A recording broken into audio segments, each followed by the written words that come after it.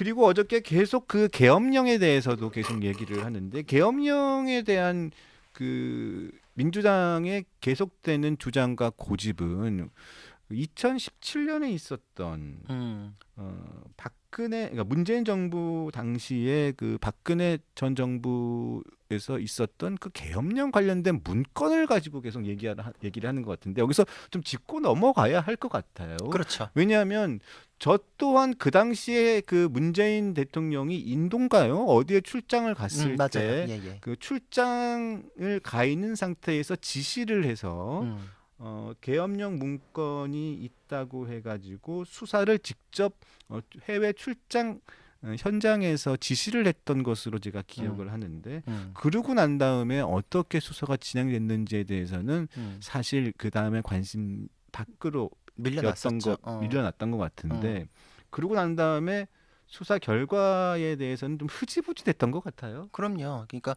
한 100일 정도에 204명을 대상으로 해서 조사를 했음에도 불구하고 계엄 추진과 관련돼서는 아무것도 나온 게 없이 전부 무혐의가 됐거든요. 네, 그렇습니다. 네. 그러니까 처음에 이런 게 있다고 국민을 막 분노의 감정에 들끓게 하고 뭔가 있는 듯이 했던 건 다 정치적인 선동에 불과했고 실체는 없었던 거거든요. 네. 근데 그게 법적으로 다 판가름이 난 상태에서는 누구도 언급하거나 사과하지 않았어요. 네. 근데 그때 써먹었던 추억이 있다 보니까 지금 또 끌고 오는 것 같은데 지금도 그거에 대해서 문건은 있었잖냐 그런데 진짜 문건 읽어보고 그게 아니라는 거가 드러났으면 아니라는 것까지 연결해가지고 이번에는 얘기하지 말아야 되는 근거로 삼아야 되는데 그게 그때도 뭐 의혹 제기에 대해서 문건은 있었다라고 하면서 이번에도 뭔가는 있다 뭐 이런 식으로 자꾸 뭐 연기만 피우는데 굉장히 비슷한 느낌이 들어요. 네. 아 그리고 네, 다시 한번 그래서 그 확인 차원에서 말씀을 다시 한번 올리면 당시 37명 규모의 문재인 정부에서의 군과 검찰의 합동 수사단이 문재인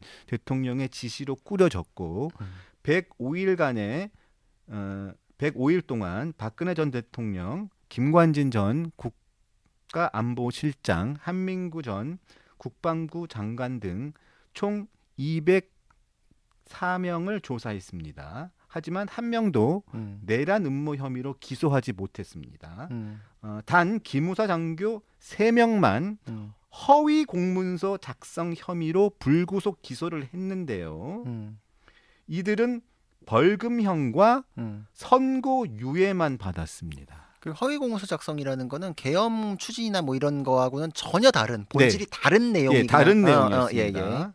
그리고 올 2월 달에 윤석열 정부 검찰에서 그 당시에 미국으로 나갔다가 귀국한 조현천 전 기무사령관을 계엄령 관련 문건 작성 지시에 대한 직권 남용 혐의로만 기소를 했었죠. 근데 음. 지금 이 부분도 아마 특별하게 나오는 건 없을 나온 게 거예요. 없는 음, 걸로 돼 음. 있습니다. 그러니까 민주당이 주장했던 박근혜 정권 차원에서의 친이 구테타라는 식의 계엄령 부분은 실체가 없다는 게 군과 검찰 합동수사단의 최종 결론이었던 거죠. 그렇죠. 계엄령은 실체가 없었다. 없었다. 네, 실제로 벌어지지도 안 않았고 왔고. 될 수가 없어요. 지금 우리나라 국민의 수준을 무시하는 거예요, 저게. 우리나라 국민들이 이런 높은 수준을 갖고 있을 때문에 할 수가 없어요. 진짜 가장 혼란스러웠다고 했던 그 탄핵 국면에서도 될 수가 없었기 때문에 실제로 아무 일도 벌어지지 않았잖아요. 그 문건도 그런 문건도 아니었고 될 수가 없어요, 이거는. 그런데도 왜 지금 3년, 4년, 음, 5년 가까이 6년 가까이가 지난 지금 시점에서 음, 느닷없이 계엄령이라는 이야기를 야당 음, 거대 야당의 최고위원들이 계속 군부를 짚으면서 한 달 이상 짚히고 음. 거대 야당의 대표가 공개적으로 나와서 국회의원들을 체포 구금하는 계획까지 꾸미는 이야기가 있다라는 얘기를 하는 건 왜일까요? 결국은 국회의원들에게 어떤 위험이 닥치니까 이거에 대해서는 정부에 투쟁을 할 수밖에 없습니다. 여러분 저희를 응원해 주세요. 이제 뭐 이런 내용인데 거기에 대해서 의원이 체포 구금된다라는 거 사실 결국은 그냥 이재명 대표가 체포 구금되는 거에 대한 두려움 그런 상황이 닥칠 거에 대해서는 내 개인의 사법 리스크가 아니라 정권의 탄압입니다. 라는 얘기를 하기 위한 거죠. 아 이제 아까 그 부자정 변호사가 말씀하셨던 그렇죠. 10월 11월로 응, 예정될 것으로 보이는 그렇죠. 선거법 위반 재판 1심 선고와 응, 위증교사 그렇죠. 1심 선고의 결과에 대한 응, 사전 포석이다. 그렇죠. 음, 제가 보기에는 그래요. 왜냐면은 우리가 누누이 얘기해요. 지난 뭐 몇 년간에 걸쳐서 이건 이재명의 개인 비리지 민주당의 비리도 아니지 않습니까? 라고 그렇습니다. 하지만 이재명이 딱 장악하고 나선 똘똘 뭉쳐가지고 뭔가 정당에 대한 공격이다라는 식으로 반응을 하고 뭐 프레임을 그렇게 짰잖아요. 그렇죠.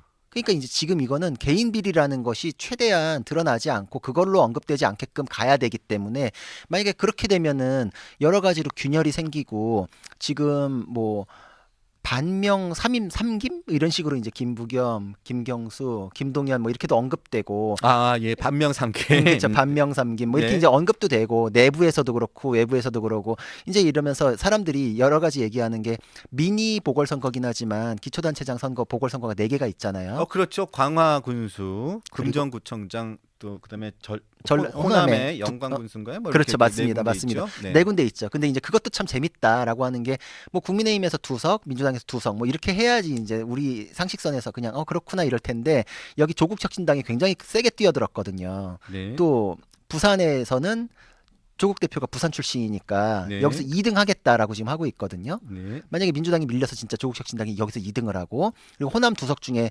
하나라도 조국혁신당이 먹는다라고 하면은 지도부 자체는 타격이 있거든요. 그때 1심 판결도 난다라고 네. 하면은 상식선에서는 물러나라라는 얘기 나와요. 근데 그런 식으로 받아쳐가지고 전공법으로 이게 아니다라고 하려면은 외부의 적을 만들어야 되거든요. 그렇죠. 내부에서 지역 갈등, 내부의 국가들끼리 싸울 때 외계인이 등장해야 돼요. 그래야 외계인? 그러니까 내부의 어떤 불만을 잠재우기 위해서는 외부의 이슈를 하나 던져줘야 되니까 우리가 지금 이런 거 할 때 아닙니다. 이런 큰 문제가 있는데 우리끼리 이래서 해야 되겠습니까? 이렇게 가야 되니까 저번에 이재명 대표 코로나 이후에 퇴원하고서 첫 마디로 던진 게 내부의 분열이 안 된다. 맞아요. 어, 그렇게 있었죠. 총구는 외부로 총구는 돌려. 외부로 돌리자. 저는 거기에 연장선상이라고 생각해요. 계엄령. 예, 그렇죠. 외부의 적을 세게 만들어 놔야겠구나.